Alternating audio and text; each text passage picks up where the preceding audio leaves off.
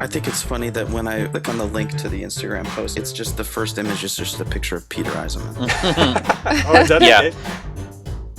If you're the dean of an architecture school, a litmus test for success is how many architects are you making? Architects are actually one of the largest participants in kind of the virtual environment. This provides an aid to the profession and not like a counter to it.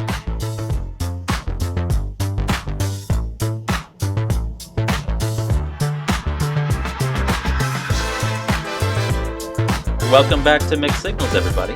Welcome to our special President's Day version, which is a lame holiday and feels even lamer for some reason this year. How are you guys doing? It feels lame when we say it. It really does. I'm Caleb, as always. Christiana. And Waleed. And we are very happy to be joined by a friend of the pod today. You may know him only as Scav, but some people know him as Ryan Scavnicky, and we're really, really happy to have him with us. Hey everybody, how's it going? I'm happy to be here. Welcome to Mixed Signals. I guess, should we dive into cold crits, guys? You just want to get our hands dirty since we're running a little late, as always? Let's do it. All right. Yeah, what'd you bring, Caleb? So, well, first, let me tell Ryan, and I think you're familiar at least somewhat with the format, but we like to look at student works. We call it cold crits because it's a little bit like a cold call. No one asked us to do this. We're just doing it, and maybe no one wants us to do it, but we're going to keep doing it.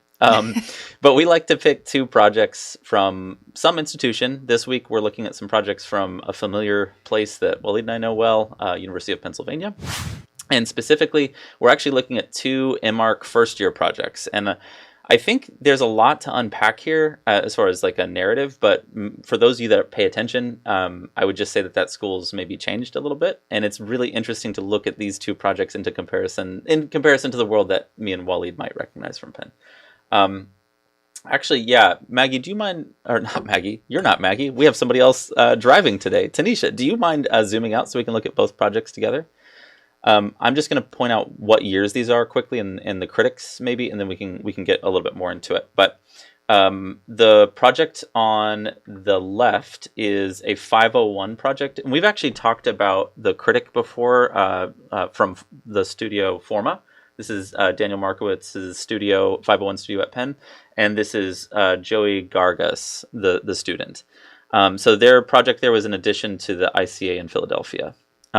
Let's switch over, if you don't mind, just really quick to the right-hand project, and then we'll come back to both. So this is a 502 project. So for those that may not be familiar, that's first year, second semester.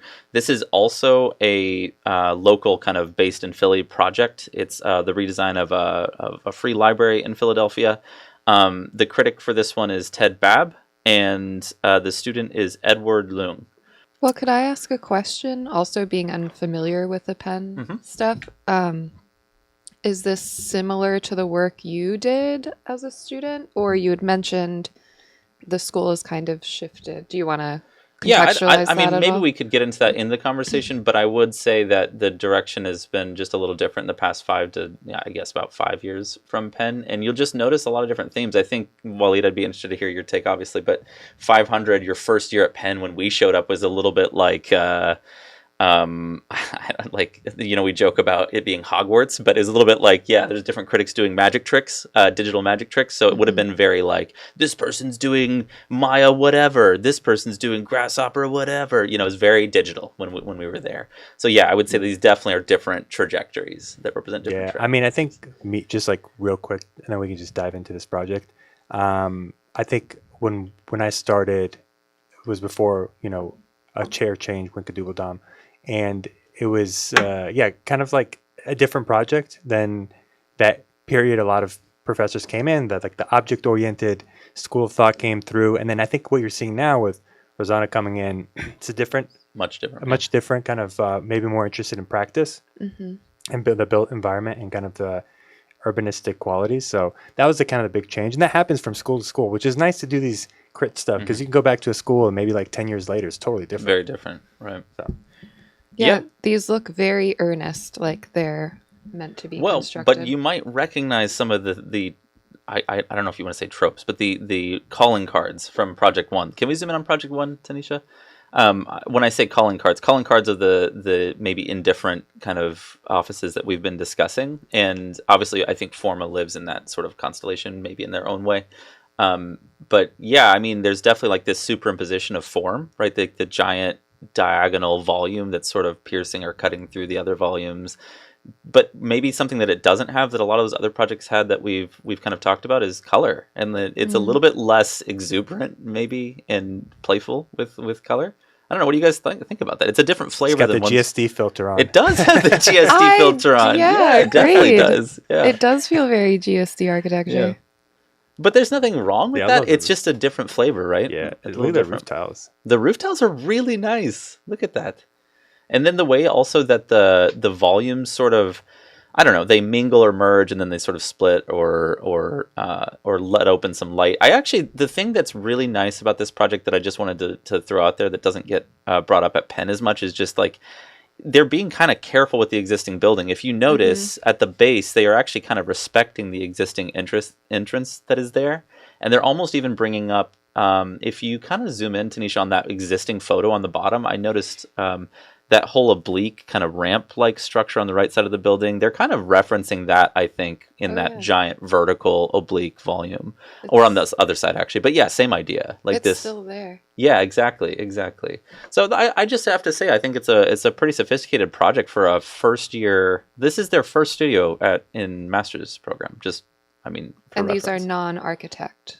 No. Well, not necessarily. It's a little complicated, but it could be. It could be someone that didn't study architecture, or it could be someone that has some architecture experience. So let's relate this to the larger. Ryan, do you have anything? Yeah. Sorry, Ryan. We haven't opened it up for you. No, I'm trying to figure out which one's earlier.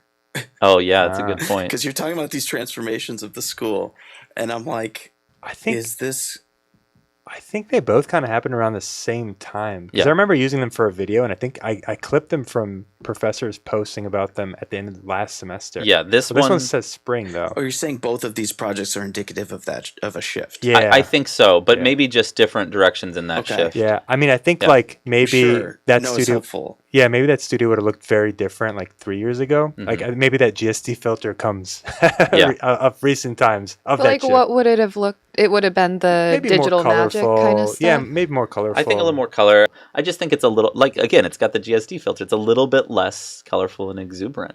And I have to say that I actually don't have a problem with it. I Yeah. think it's really nice. It's a taste. And maybe my biggest gripe with it is just the curtain wall is ridiculous. Like the curtain scale of wall the is, curtain wall, it's just yeah. absolutely ridiculous. And everything else is so fine and defined, like the roof tiles and stuff. But then the curtain wall is just the fakest thing on earth. And that seems to be the most absurd thing. And that's where that kind of weird, kind of clumsy shift comes in. So maybe it makes sense that way. I don't know. Like, otherwise, I actually don't mind the more sleek building-esque, like I'm a building, I'm trying to be built kind of a approach versus like maybe 2 years ago would be a lot more colorful and kind of different textures that seem unrealistic, maybe a more commercial scale. I think it's funny that when I click on the link to the Instagram post for this first one, it's just the first image is just a picture of Peter Eisenman. Oh, is that Yeah. it? By the way, I was going to mention if you click through yeah. this will give you guys some context. This So- is what all the other 501s are doing. So Yeah. just flip through Of that. course, start with that image, right? I mean, I think it's kind of like I don't know. That says a lot. It's a very important first image. Yeah, somebody directed that to be the case. True. We could talk about the sort of performativity, or at least the need to kind of encompass these projects under a type of umbrella that you might try to put through, and that's kind of, I mean, I guess where I would start with it. Like if work is changing, you still have to kind of prove that you're bringing in some kind of old guard to like give it the blessing. I like that you bring that up, Ryan. And I'm sorry if I'm cutting you off here, but you have a really good point. When we talk about school shifts, I mean, we want to focus on these projects, but yeah, I mean, to have this as the first picture, I remember that they had, actually I got invited to this review and I would have been on the panel with that crowd. I just couldn't make it, but they had invited a ton of people. And what's interesting is I'm noticing Penn now is inviting a lot of very famous architects, whether they're people like Peter Eisenman or other professionals. I forget who they just hired recently, but they've been hiring a lot of kind of well-known architects. Well, Sejima's there, right, teaching? Yeah, Sejima, and I think like So Il is now teaching there, and that's fantastic. I just wonder because the previous leadership at the school didn't bring in super big names for all the core studios. They actually brought in a lot of younger people that are kind of making a name for themselves back then, 10 years ago, and had some architects here and there. But this seems like it's relying a lot on the old guard or people that are quite established as kind of the front runners, where I thought the other school of thought was a bit different. And it kind of relied more on the work being the star rather than the person associated teaching it, if that makes sense. So that's kind of interesting you bring that up. Yeah, I mean, it's unique in that it's kind of the same as it's like an approach you would take if you were building a brand new school and you like needed to get some eyes or attention on a school. You might do your best to bring out like a lot of architects as quickly as you can to kind of make that look like, hey, this is a place worth visiting, or this is a place that people need to hear about, so we need to capture a wide audience with this invitation. Or, you know, for people to see like, oh, so-and-so visited that school, maybe, you know, I wonder what they have to say about it versus, you know, a very well-established school already trying to, you know, do something new. Rebrand or Yeah, it's funny because when we were there and when Winka was the chair, I think there was a real aversion to bringing in some of those names, actually. Like, I think there was like a little bit of a decision to bring in younger emerging voices. Now, she would still, you know, maybe her version of that would have been bringing in Neil Denari. Or But it still fit the narrative of the project she was trying to push. It was still very graphic. Right. I mean, Neil Denari, Roshkin, there's a lot of people that still do very like kind of projects that were experimental. And not to say these people aren't experimental. I'm not saying that at all. It's just one leans towards people that are really trying to push a practice under harsh conditions, like working with developers. Where, I mean, I don't know if Michel Roshkin works with developers all the time. He's a fantastic architect. He's got a lot of things built, but it's a different clientele, right? And so that just says something about the school trying to push architecture that can get them jobs. They can get them like developer work, and you don't have to rely on being a architect, which, you know, that's kind of interesting. So if we look at the other project, the one with the circle in it, real quick. This project, it's funny you were saying, Christina, that you were looking at this project while he was talking, but a lot of the same comments I think kind of apply. Like, I do think it's doing a different thing. This is a very planimetric project where the other project was very sectional, but I do enjoy the volumetric quality of this project, and I agree with you that it's sort of being restrained in the way that it's thinking about materiality. But if you zoom in on this project, there's tons of detail to be thought through, and even where those different systems, whether it's like the smooth wall, which might be concrete or something, and then this ribbed or fend wall, and then the punctured wall or screen, and then how those all notch together, I actually think there is a lot of sophistication and really like formal richness in these projects. But I think Maggie's comment is really telling, because I actually do think if we're talking about what kind of student do you want to teach, what kind of student are you kind of maybe produce, branding yourself to, the thing I do worry a little bit about both these projects and maybe even the way they're presented, and Ryan, to your point, even the cover image of Peter Eisenman, it's a little bit of retrenching into the old guard. It's a little bit of saying, like, let's step back, let's be a little bit conservative. I'm not saying the design work is conservative. I'm talking about maybe more of the presentation. And I'm just saying, like, in contrast to some of the projects we've looked at that are so graphic and exuberant and over the top, that may not be your taste. Maybe this is more your taste. Totally fine. But there is an implication. There's an implication of how we represent our projects, right? Do you think the requirement of it being a white model was required by the professor? Because, Ryan, I hate to put you on the spot, but what's your thoughts? I mean, we've talked about a lot of like rendering something in all white or making something materialized. What's your thoughts about it being made in white? Because, like, I don't know, is this concrete? Is it? I have no idea. Is it trying to be dematerialized? Yeah. What do you think about that? Generally, I think. I mean, you want to do that with work that's like that's not privileging. It's understanding a material. In order to kind of void that from the conversation, right? All representation is just about kind of curating the conversation you want to have about the work. And I think that, you know, when you're creating models that have of projects that have particular attention toward material and the way it's transformed, you can be doing a disservice when you take the material back out of it, because then it's about form. And to see form through that. I mean, again, I think that can be a productive conversation, but I'm not sure that I'm looking at projects that were doing that intentionally. It feels like they might have been represented in a way that kind of did a disservice to some of the depth they put into the material or material research, or the opposite is true. Where there was less going on about material research, and it's really just the kind of form that ended up in the end. So I doubt that these are like non researched projects. I'm sure that they put a lot into it. So to me, you can be kind of taking that away and just cleaning it up and looking at just the form by taking material so out of it. But then the other, like some of the projects, like they still have a lot to figure out in terms of material, like different joints, and having a sloping roof hit a glass curtain wall, like that's not good news. No. So I don't know that. To me, and to get back to another point that was made, is that like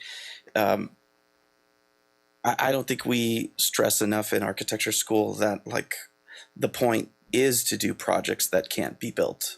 Like otherwise you're not really doing research, or you're not like learning. Like if you think of yourself more traditionally as an academic, like you want to go study architecture to learn how to do it.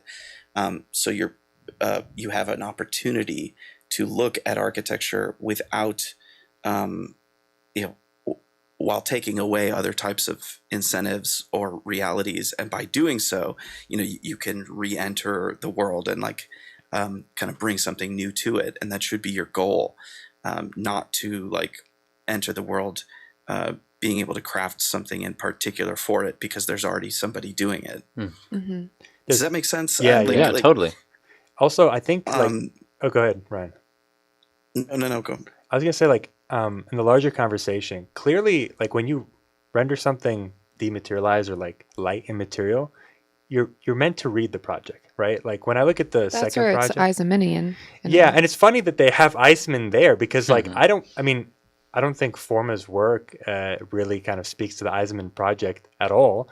But the way these things are represented, and maybe it's just the whole narrative of like the post, like you got Eisenman and as the front cover, and then you have all these projects where you're supposed to maybe like read them, like the indexical nature. The circle, like if you look at the second project, the circle that's nested into the rectangle, the fact that it's all white, it kind of leads to the fact that you're supposed to read this project. And when I think of reading projects, I think of Eisenman and indexical.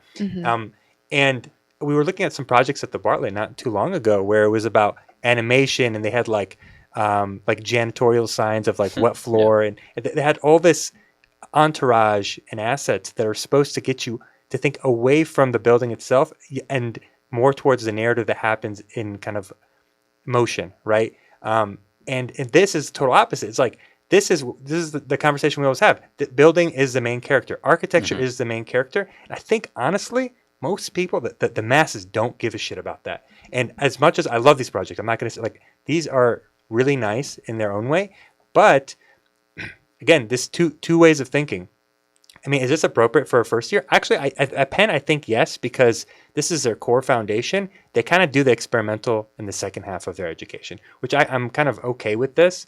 It just kind of begs the question, how much diversity should you have in school? Because if this is all they get, then maybe I question it. I mean, one thing I actually do appreciate from the GSD, although you typically see the kind of the mute filter, they have an immense amount of diversity at that school. They've had faculty they've had Andrew Zago teach there, and his work at the GSD is not the same thing at UIC or SCIARC, but it's still Andrew Zago's work. It just got a different filter on it, but it's got an immense amount of diversity. And I guess the question is, what's the aspirations of these projects? Is there like an underlying experimentation, or is it to output to be looked at a certain way, like in terms of this type of project fits in this category, it's a building. Well, right? and I think obviously the debate about is architecture the main character or not is an important one. But weirdly, especially the second project, that's the character the public expects.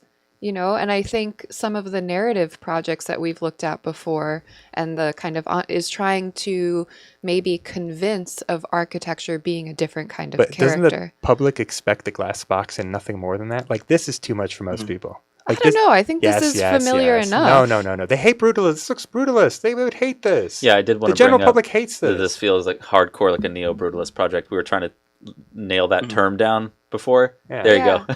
So I don't know. I think if I put this project in front of my parents, let's say, or I put one of those Bartlett videos, they'd be like, I have no idea what's going on in that No, I think video. they I like don't want to live there. I think they blah, would blah, love the blah. Bartlett one. But if you put it in front of, like, I don't know, like Columbia digital projects or the stuff that we do at RPI, yeah, maybe they're like, I would want this more because it's more familiar. But they'd still be Because like, it looks like a building. can I just get a shed, please? Can I just get a simple domestic Where's my shed?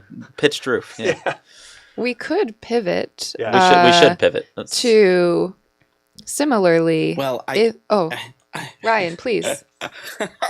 sorry. No, go for it. I feel like I feel like the some of this work, it's important that students know that it might not be for you, it might not be for your critic either. It might be for the people that are being invited to your critique. Mm-hmm. Yeah. And that is sometimes like it's not necessarily good news, but it's also like underhandedly like about like kind of how older power dynamics were understood. Mm-hmm. And I think that's something that's changing, in that you can't really rely on the same types of systems to keep Validation. keep things. Yeah, exactly. And so yeah, to me that there's like an onus on each of these projects to kind of do that, which I wish we could let go of a bit. Totally agree with you. that's a great I think we're summary, going to bring actually. up that topic later, but I'm glad you brought that up at the end of this kind of review. That's perfect. Yeah. Well, in a similar way, who is the Death Star for, and what is the Death Star? This was a poll that we This week's promoted. poll. Nice. It was a couple weeks ago, but I thought in a similar way, we could talk about the results of the poll. So we polled, is the Death Star architecture or infrastructure? And it's nearly even, but architecture pulled ahead slightly. So we could unpack the results of that poll and what you think about it, Ryan. And then what was the other one? The other one is... Go ahead, Waleed. Oh, wait, are you talking about... Are you There's going to a the- different poll? No. No, there's the one right next to it. You put the Star Wars... Do you prefer Star Wars Death Star or the OMA Death Star? Yeah. And thankfully, or I'm glad that Star Wars pulled ahead on that one. Yeah. Anyway, but we could... Yeah, what do you think, Ryan? Is this architecture? Or it's a planet. Oh, Or a That's- weapon. a fake planet. Is that infrastructure, though? I think of roads. What do you think, Maggie, yeah. It's architecture. It's architecture more than it is infrastructure, I think, because you have an edge to it, and I guess for me that would be Dude, what a great definition. I like that. there would be like there's kind of like because it's a kind of an object, or it's a singular kind of floating thing. I'm tending towards the completion of something like an architecture as a project than infrastructure. I like that. Because there's a lot of infrastructure that would work, that would have to be in it and stuff. But yeah, there's like a defined result. Okay, well, what about the REM Koolhaas project? Can we go back to that? What do you, have you ever seen this REM Koolhaas project? This OMA project? Yeah. And I think this was like in the deserts of Dubai or something, because they had quite a few. They had quite a few projects in the UAE, and they had some goofy ones. This has to be one of the goofiest of them all, because the project it's next to, I'm pretty sure, is just like taking Manhattan and just throwing it in the desert. Like I think that's kind of like the idea of his obsession with after writing Also, Delirious the New York. City of the Captain Globe. He uses Yeah. the Death Star. That's I incredible. know. So it's really interesting, like tying this back into Delirious New York, and that's my reading of it. I actually really, really love it because it's in this empty void, and that's what Manhattan was supposed to be. Yeah. Like it's this island in the water. Anyway, what's your thoughts on this? Maybe it's a capitalistic weapon. My colleague Vincent Hui at Toronto Metropolitan University would uses this argument or this project as a main argument for the case that we need to be studying the architecture in cinema and the architecture in video games in order to understand its impact as potential reference points for contemporary architecture. Like there's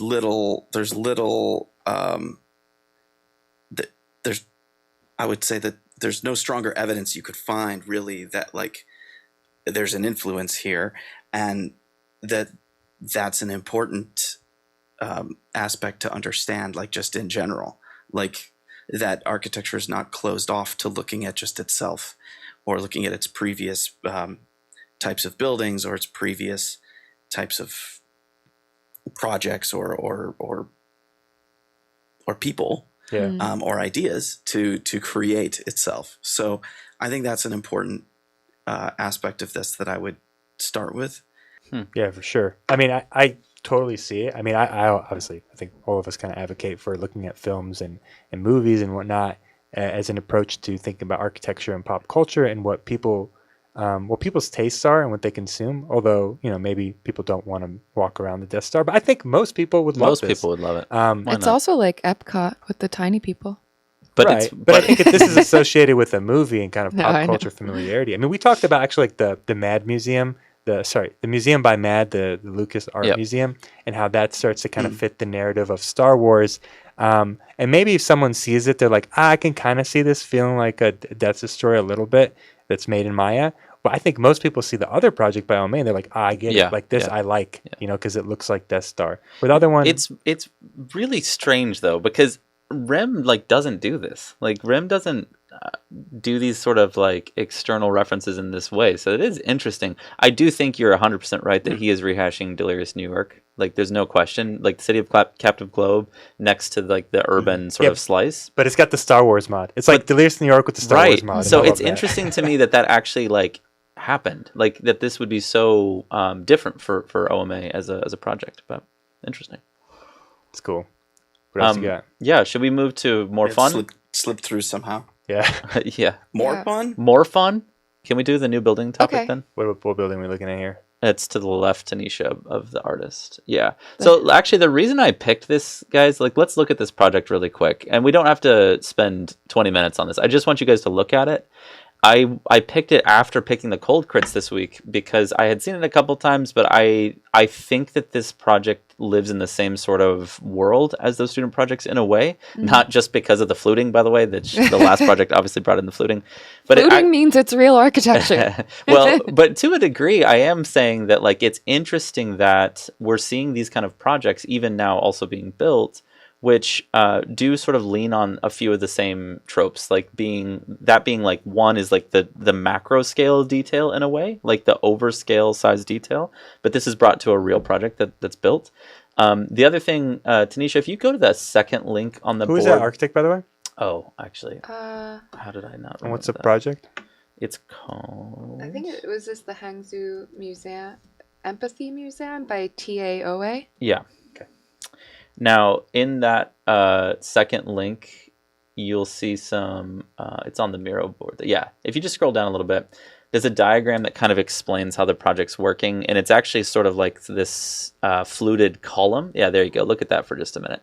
So I wanted to talk to you guys about this because it's an interesting, we've been talking about all these terms, the post-critical, the postmodern, all these things. This project, in a way, is a collision of these ideas. Like, we're very literally referencing the fluting of a classical column, right?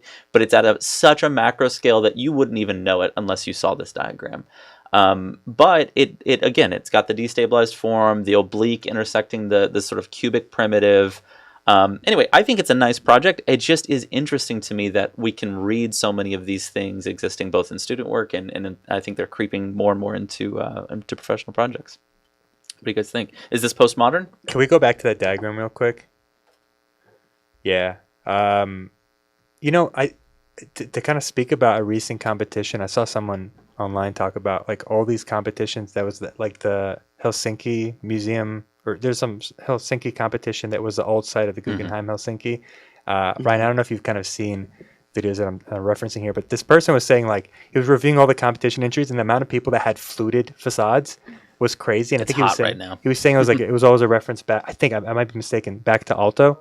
But I just it seems like it's just a language.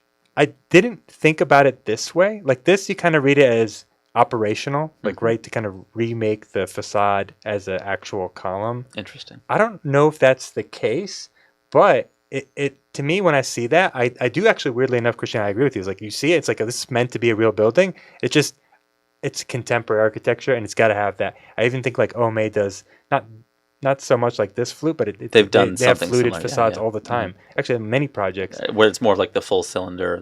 Yeah, and I think Herzog has done it. It's a weird trope. Wait, what Rex did that fluted glass facade in DC that was really beautiful. But it is a weird trope. You see it hashed all the I would time. have never thought that, it's kind of a postmodernist take on a scaled column. I don't know. I mean, I like it as a take, though, because, we've been critical before about the all-glass projects, and this is a way of saying, like, hey, I can add texture material.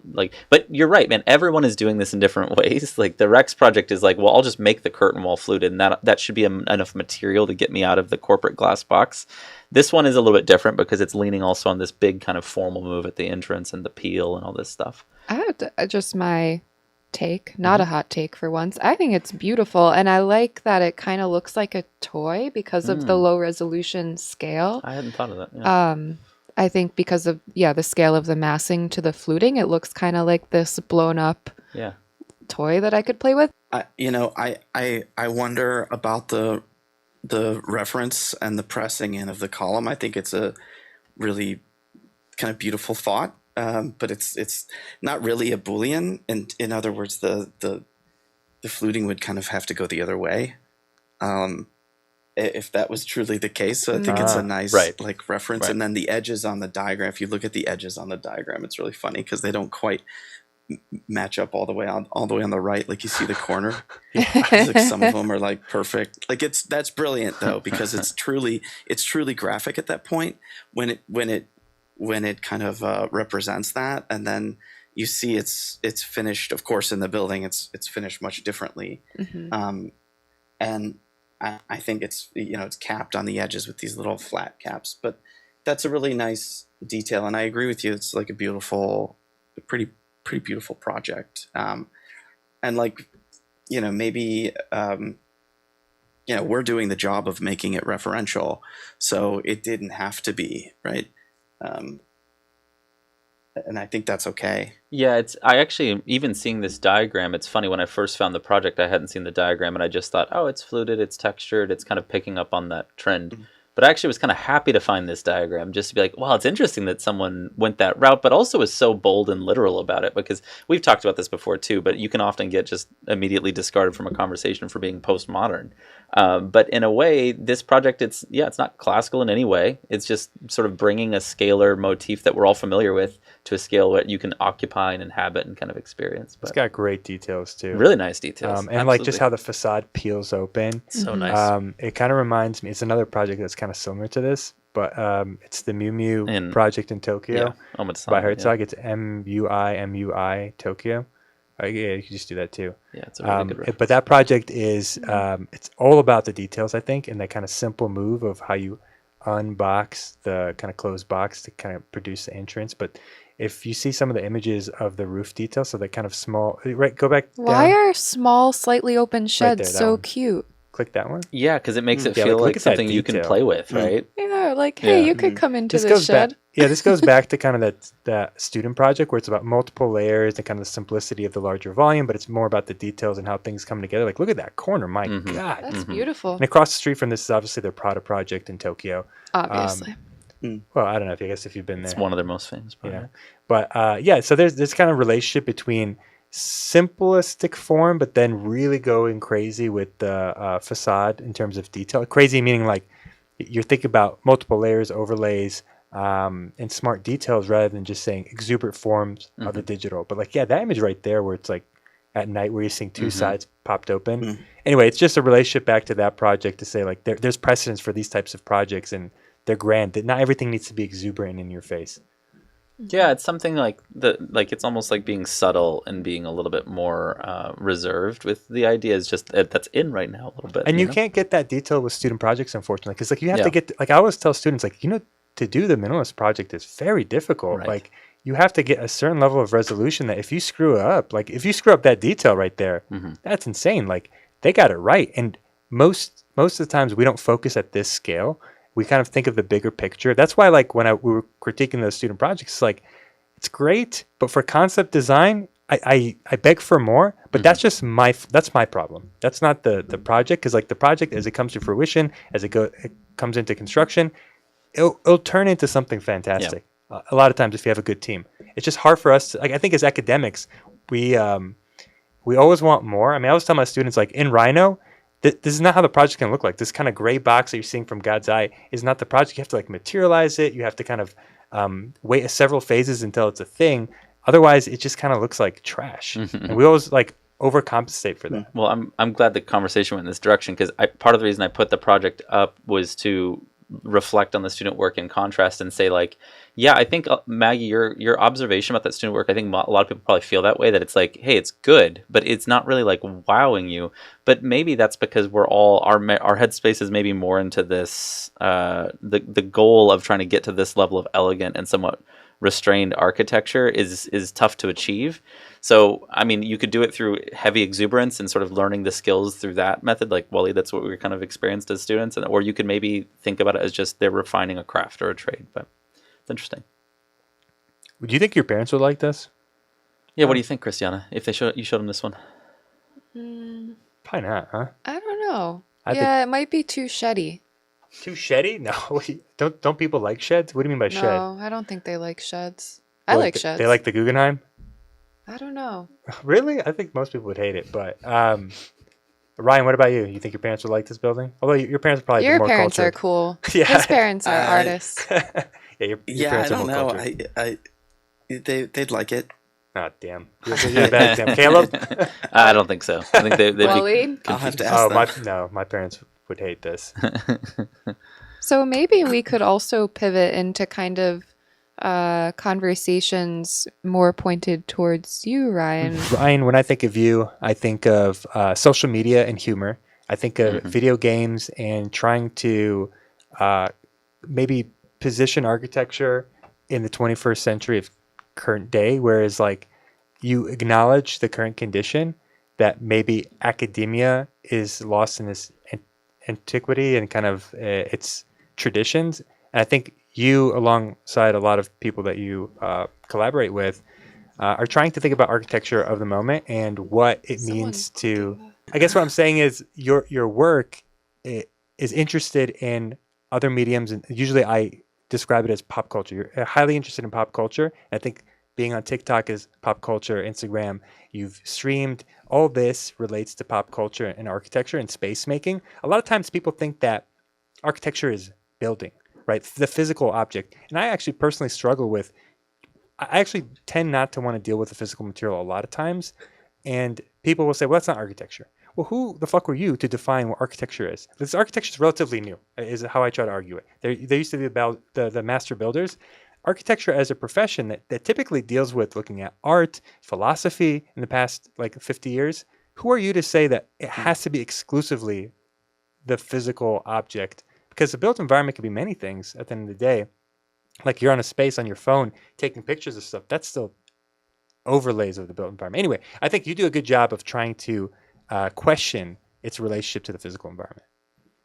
So that's my preface to you. Yeah, no, I think that's great. Well, and I guess part of something that comes to mind for me, Ryan, for you to respond to is like also, how did you get into this space, like media, video games? And is it partly, I think, to no fault of our own, many of us get into architecture, we're like, well, I don't want to just do that. We want to have these other references or connect to other things that we enjoy, like movies, film, other sorts of media that have inspired us, and maybe bring that into the profession.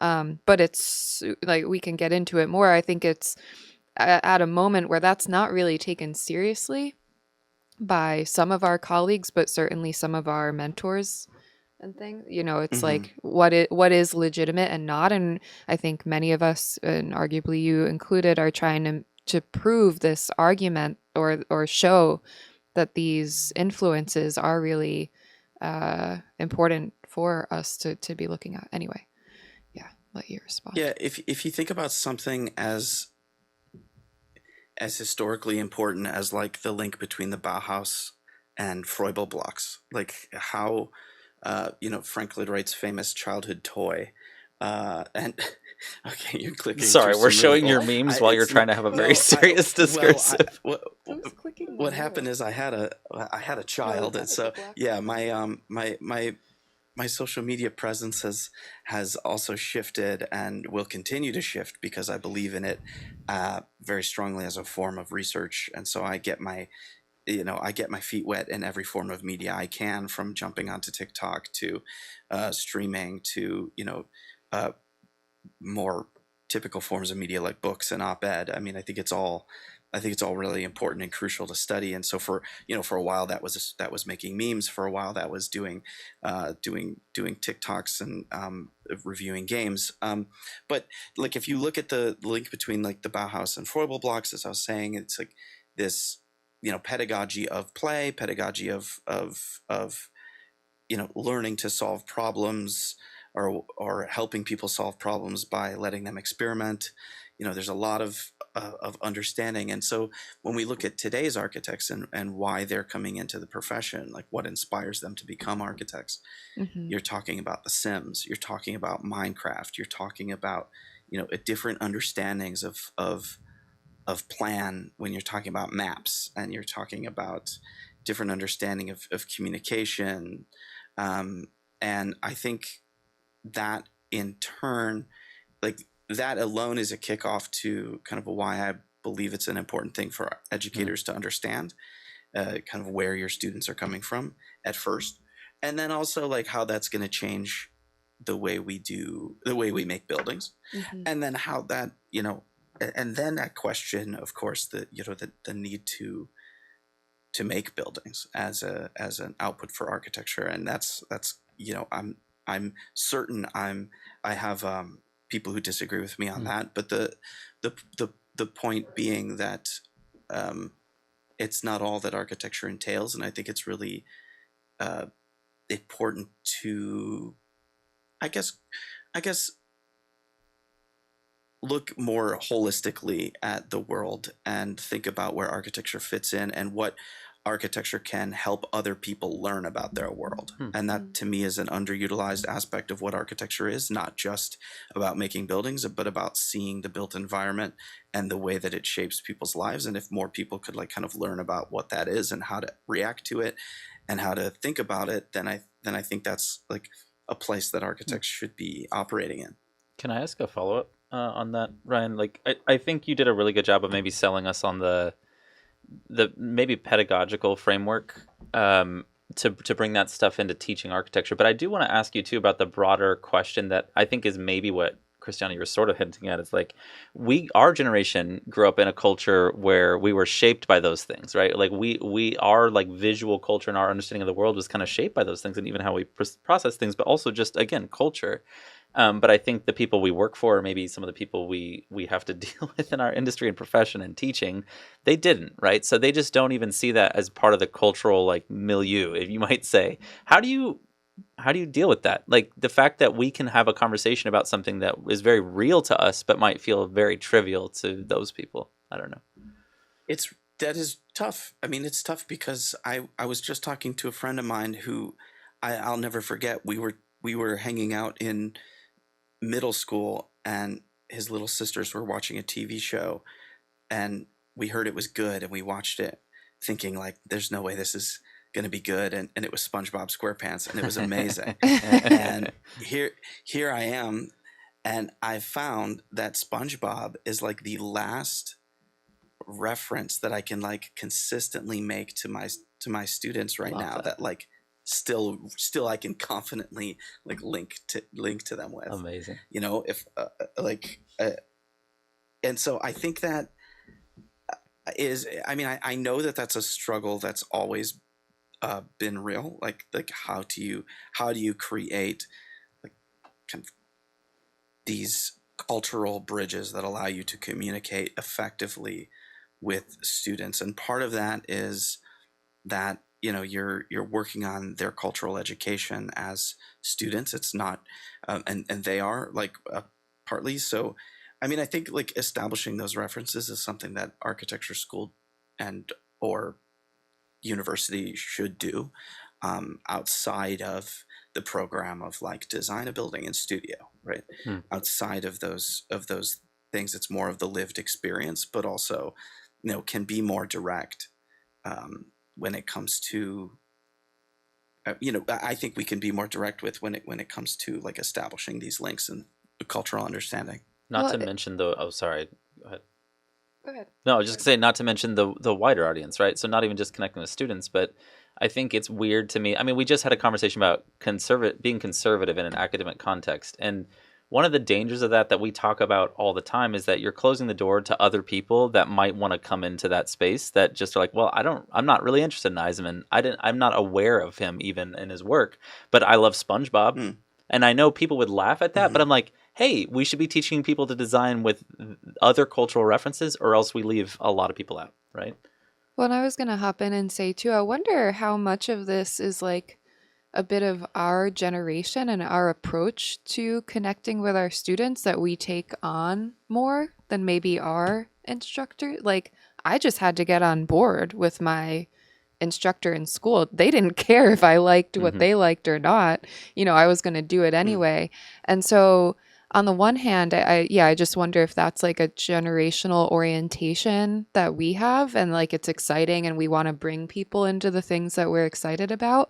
And I feel like those of us in that space struggle when put on the tenure position of like what we see as valuably adding to the discipline and value to our students, to like attracting people to architecture, to the program, making it accessible and interesting to people. And then the tenure eyes are like, oh, none of that matters. We don't care that you're connecting with your students, or we don't think that these references are legitimate. And so we're like navigating this weird in-between space.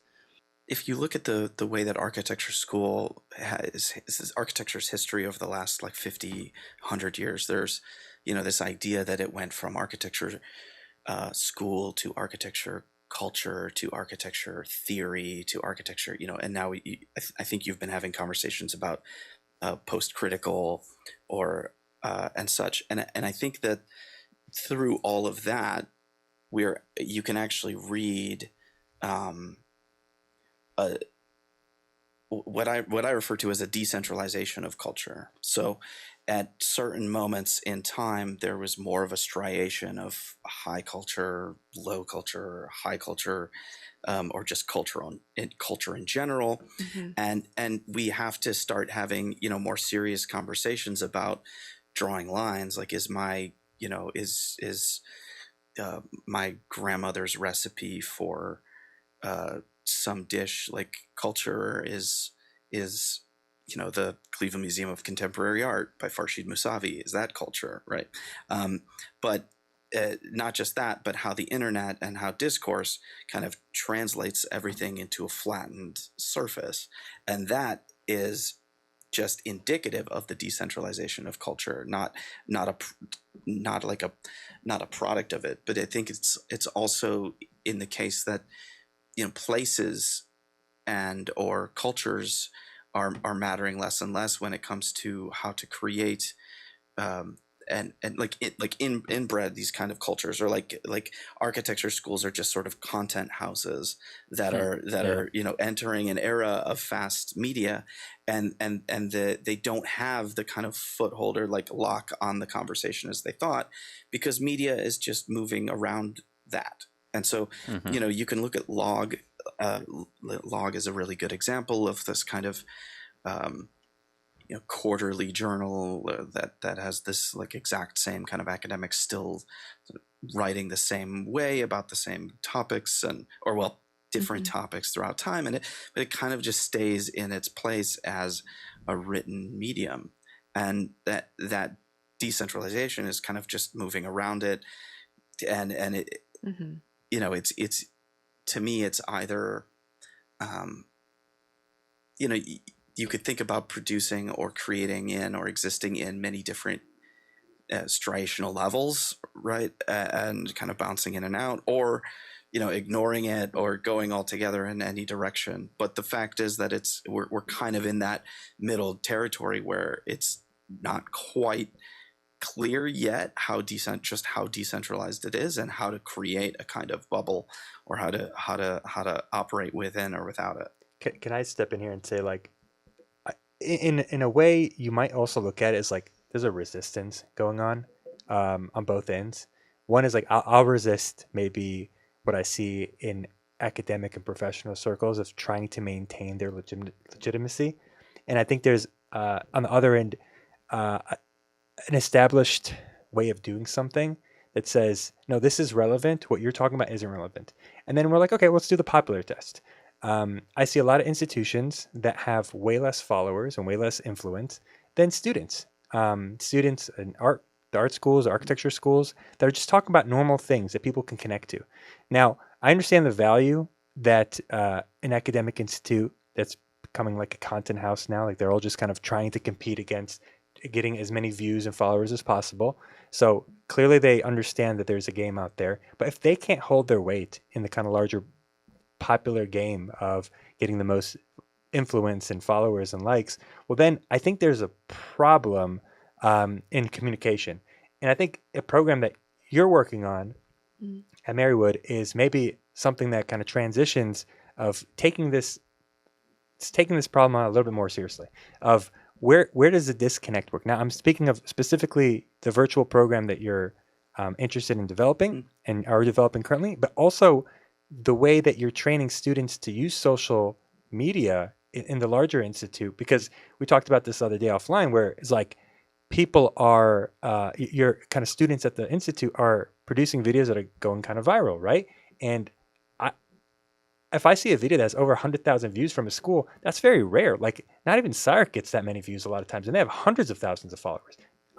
So I think there's something to say about understanding why videos go viral, what people actually watch and care about, whether it's the type of content with the kind of the attention span, but also what people care about. Because like you mentioned it, somebody mentioned it, where like people come into architecture because of The Sims, Minecraft. I mean, we read these application letters all the time for these schools.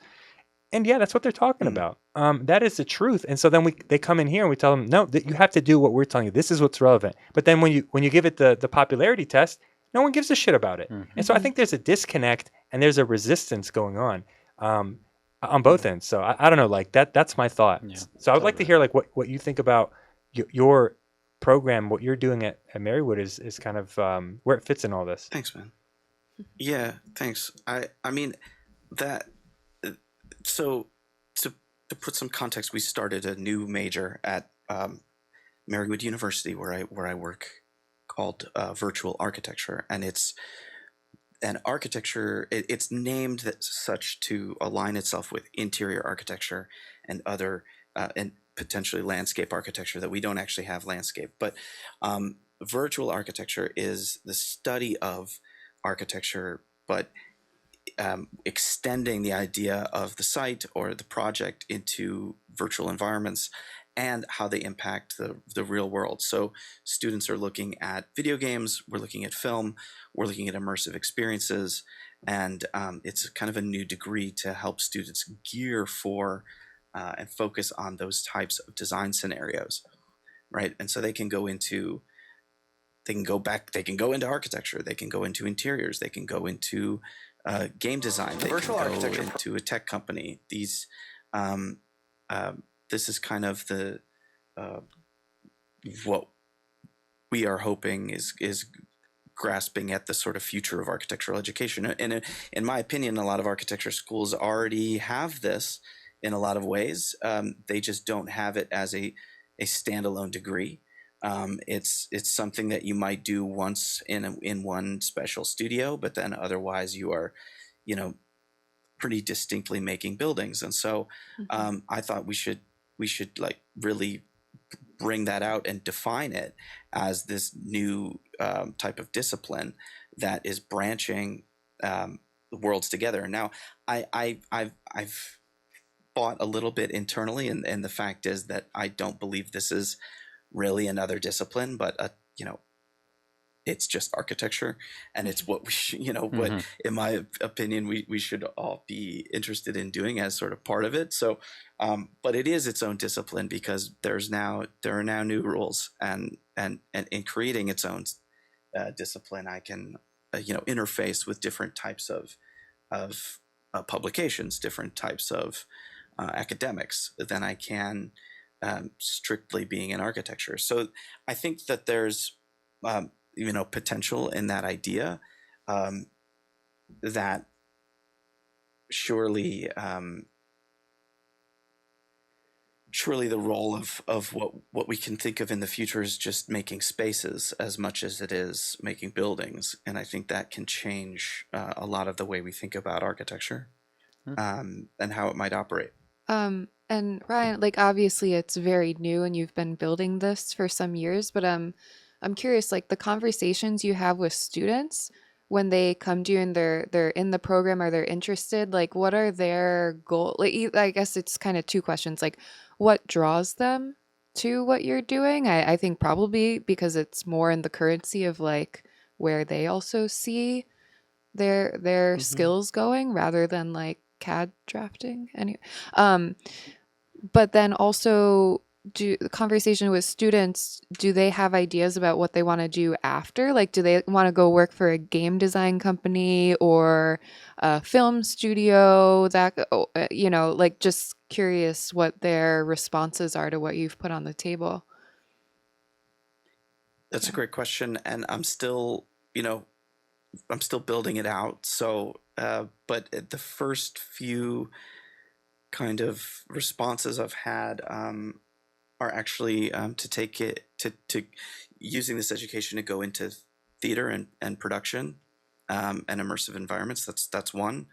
Another would be to that they don't know yet, but they know that this is the kind of degree that they want to have, and that they're not as interested in the architecture degree as such, but they want to do something like this, and that's all that they know so far. And then also to pretty straightforwardly get into some kind of game production, or some kind of on the technology side, either visualization or scripting, or kind of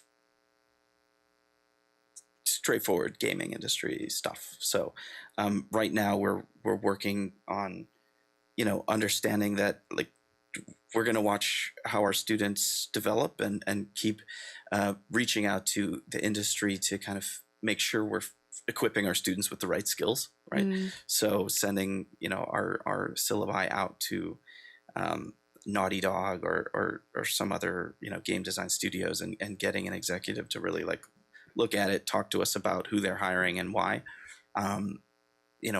Why does Nike hire from SciArc? Why do game studios end up with architecture students in them?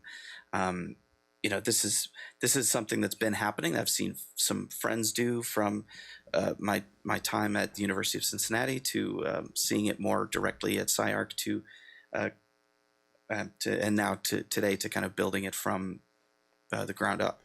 Can I ask you a question, Ryan? I mean, I agree with you. I think that's kind of like, I asked the question the same thing, like, how come Nike hires architect students, or why do game studios hire architects, or film industries, or whatever? And you might think like, well, why don't you just go to a gaming degree if you want to be in the gaming industry? Like, same thing as like, why wouldn't you just if you want to make architecture, why don't you study architecture? Well, I think one of the issues is, and where the benefit of a program like yours would be that if you go and study if you get a gaming degree, you might just come out as like a corpo version of what they expect, right? Like, you're going to do the technical tasks just like a person coming out of an architecture degree might just do the tasks of making a building. Maybe the benefit, and again, this is a question for you, what do you provide that like maybe they value? Maybe it's the experimentation, they kind of the ability to do multiple things at the same time. You're not producing a product that already exists. You're questioning that product, because I think it's what architects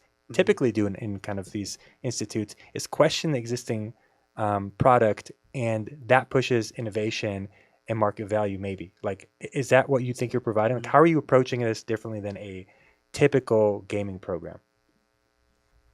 So if you, there's a chapter in my book that was actually contributed by Christopher Totten, who's a game design educator at Kent State University, and wrote an architectural approach to level design. And one of the things that the chapter does is it sort of takes a look at the game design degree program as a mechanism. And it looked like the reason why, and the short answer is that game design is so new that every school wanted to make a major as quickly as possible, but they didn't really know where to start. That they knew that they had to offer one, and then as soon as the things have gotten going, they are either housed in the College of Arts or the College of Engineering, and in doing so, they're creating different types of graduates. And basically, what's happened is that the game design industry is so vast.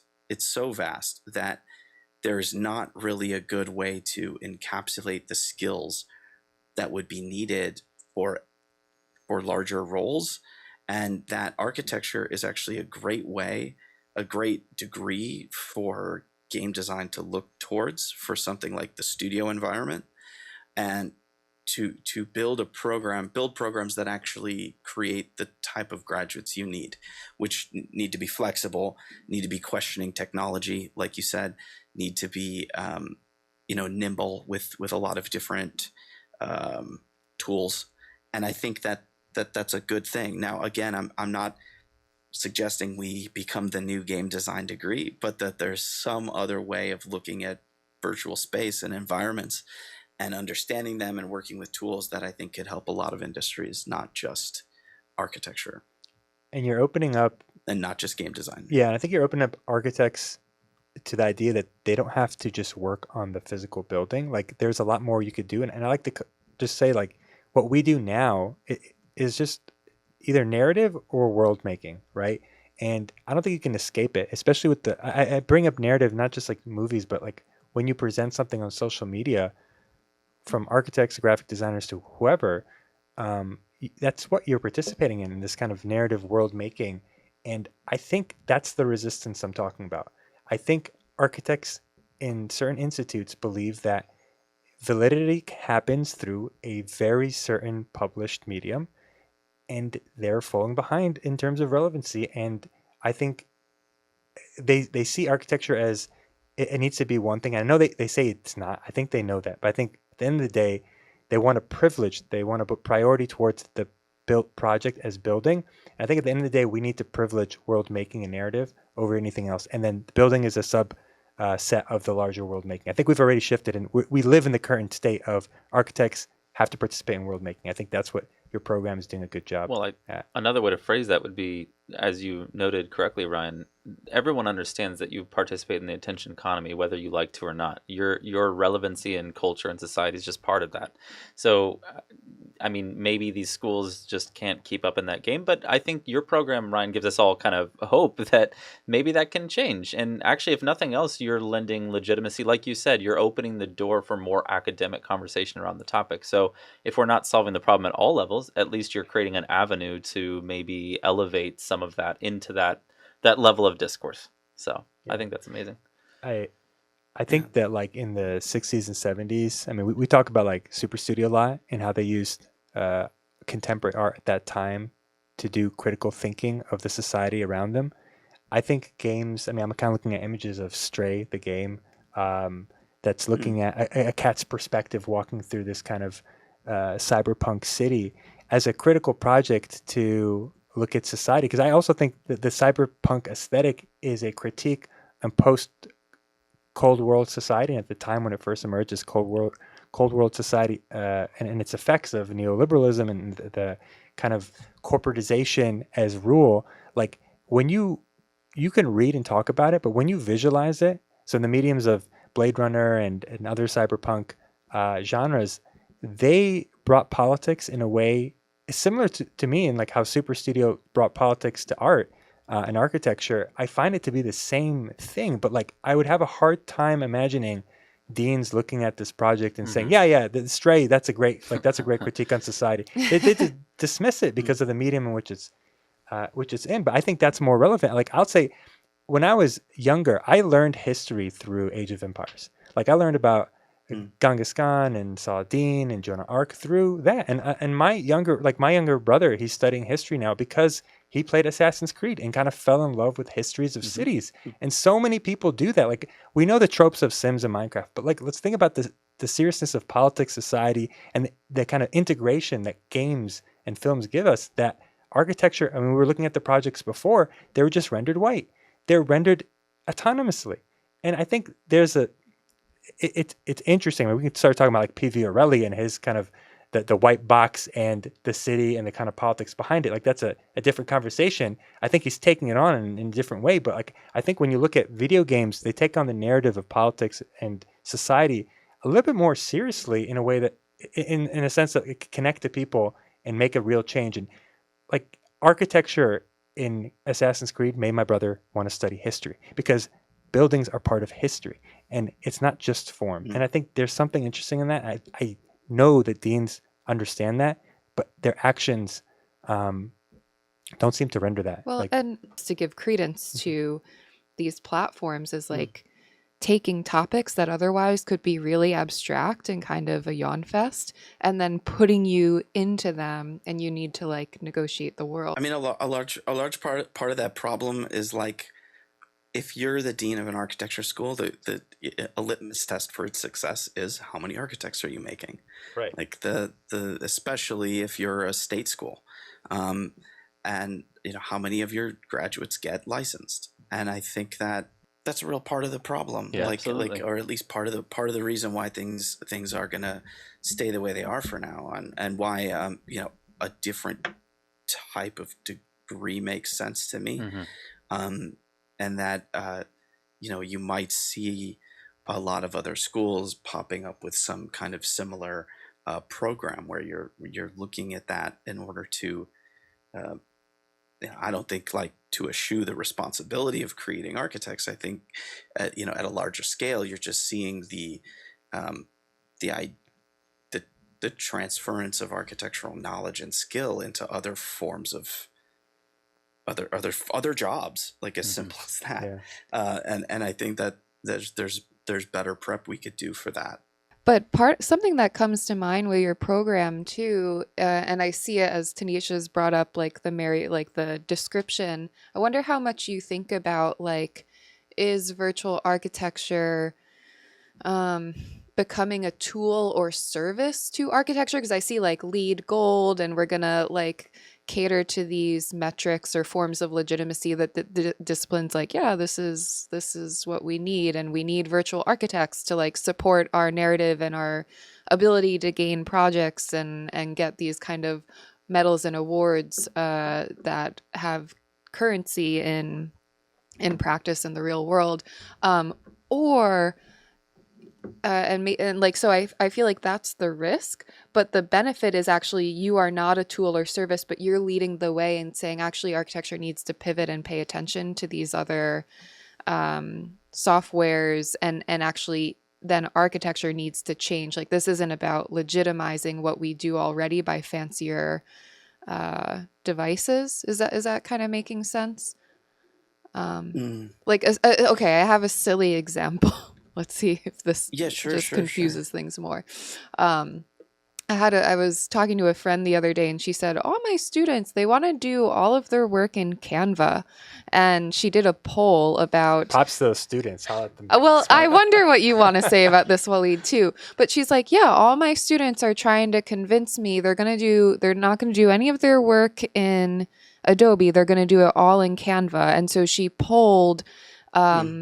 teacher, she really wanted professionals because she wanted to see in an office would those skills translate? And then a lot of the professionals said, yeah, we don't use Canva. We all have Adobe licenses. And so I think part of her came back to the students was like, this just isn't going to translate. And part of me thinks, well, why can't they go into the firms and show this new workflow or technique and then, hey, get rid of all your Adobe licenses and let's go to Canva? Because Adobe doesn't want that. Well, right. It unfolds into a lot of other things, but the example I'm trying to give is like if your students are learning these alternative programs or ways of thinking about architecture, I think in the best way, they're coming into practices or into other spaces and introducing those who are unfamiliar with those techniques. And then I think in the worst way or the risk way is then they're cornered into a box of like, you can do really cool things, make our lead idea more palatable, or like we're better than other people at lead because you have this technique. Do you know what I mean? Like, are you a tool or in service to the powers that be, or are you like challenging them and actually carving? I don't know if I'm being the most direct. I think well, if you looking at a way that a student could operate is to be to operate in the making of like architectural renderings or environments for a client or on behalf of an architecture firm for clients, which would be to potentially, make better, more comprehensive environments for clients to like really see a project before it's built, right? And in doing so, you think you could potentially be convincing. Yeah, I think in your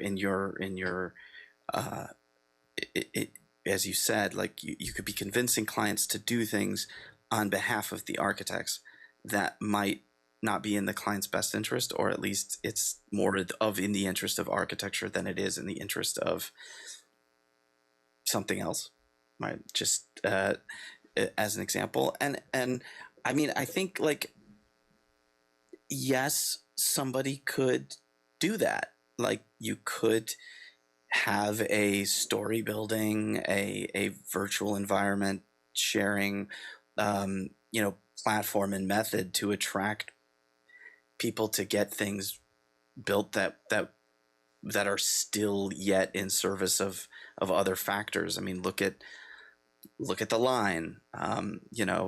Look at some projects that maybe use somehow those techniques. We don't really know, but I think that through virtual approaches to architecture, you're at the very least saying you're democratizing the image of architecture. You're democratizing the plan into more of a 3D scape or filmic scape or just a video, and in doing so, you're going to allow more people to have an understanding of the project, right?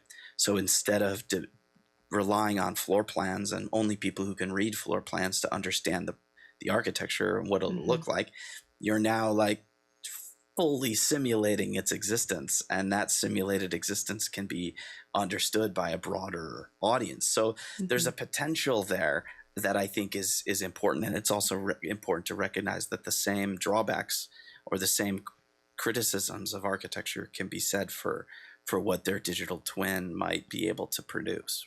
Yeah, and then just to maybe like cap this conversation real quickly, I think we know this, but corporate firms and just a lot of architectural practices, the larger ones, they're very involved in the virtual architecture world, and your program seems to assist them, and it's kind of going into their direction. I mean, Christian, I don't know if you know this, but like when you go to Unreal Engine, you'll see there's ideas of virtuality and kind of digital twins with the gaming industry and filming industry, but also a lot of architects, like Norman Foster's featured, Shop, like these people are the leaders in this stuff. So it's architects are actually one of the largest participants in kind of the virtual environment, at least when you look at it through the perspective of the product, like Unreal Engine or whoever it may be.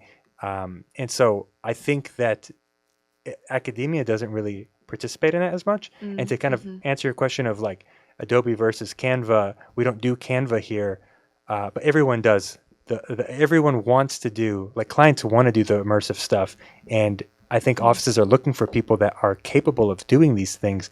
A lot of times they have to learn it on their own rather than coming out of school knowing it. Like a lot of people don't want to hire people that don't know Revit. In the future, maybe they don't want to hire people that can't do these virtual reality things and think about architecture and kind of virtual platforms. So I think we're heading towards that direction. I just think that what the kind of profession wants and what academia wants to teach are just so divided at this point that maybe this, besides the kind of the entertainment and kind of pop cultural critique that I was mentioning before, this provides an aid to the profession and not like a counter to it.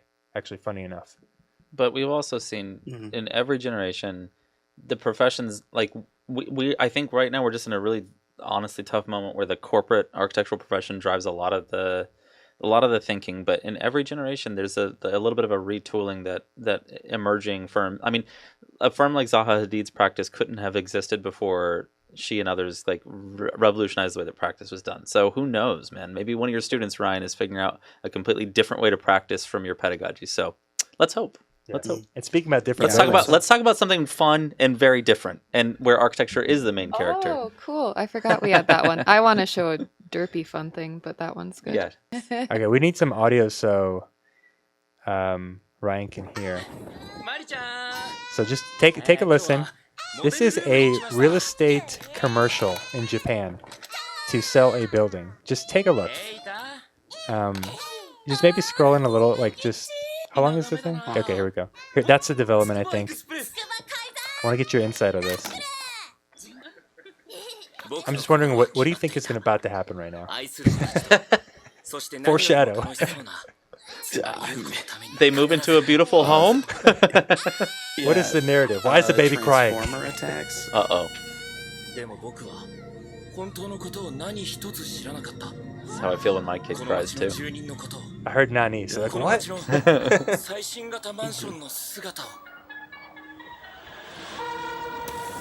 the train. Uh-oh.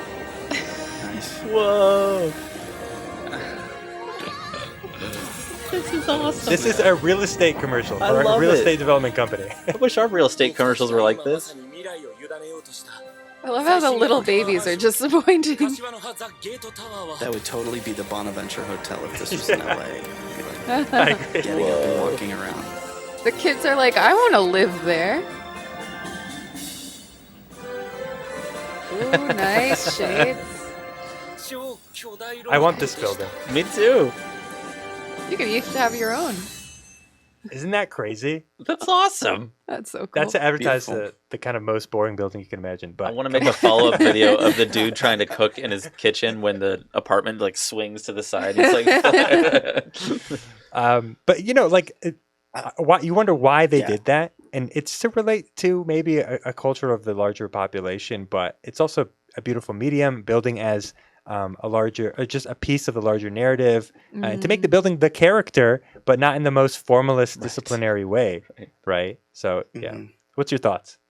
Like, I used to say that like architecture is at its best when it's indiscernible from fantasy. So for me, there's like an underlying advocacy for the building's ability to inspire joy and inspire interest and inspire the sort of illegibility of architecture as a whole object for like, especially in a child's imagination, something that they could fall in love with, you know, like my and it's an important selling point. Like my when my daughter saw my new car, like I was really upset that I ended up getting a car that was blue for like some rental, and then she was like, "Oh, blue car is so cool," and I was like, "Oh, if she loves it, like, I suddenly just love this car. Like I don't care Yeah. that it's blue anymore." I was just like, tight, you know. Totally. Rue loves it, I love it. So I don't know. There's something that's obviously on the back end, but I don't know that the building actually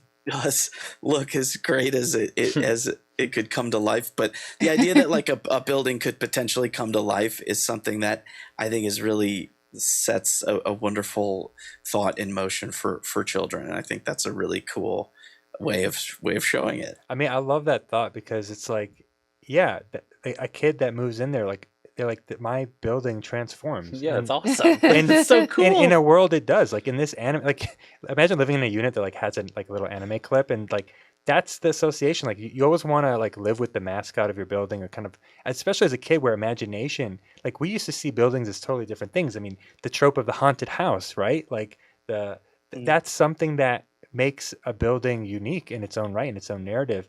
And what role do artists and world makers and concept artists have to play to kind of influence how we see the world, and not to its literalness, like it doesn't have to literally be a moving building, but it could be its association, just like how certain cities have an association to very famous movies and films, which usually ends up like the cities being destroyed, the buildings being destroyed, but there's an association nonetheless. So I don't know, like this is kind of like fun. I love it, obviously, and I it doesn't actually have to be a mecha building. I think your perception of how your daughter loves something and that makes you like it, I think maybe that's a reason why the kids were in there. Like maybe that's something that I didn't think of, but maybe as a parent you thought of, like that is interesting.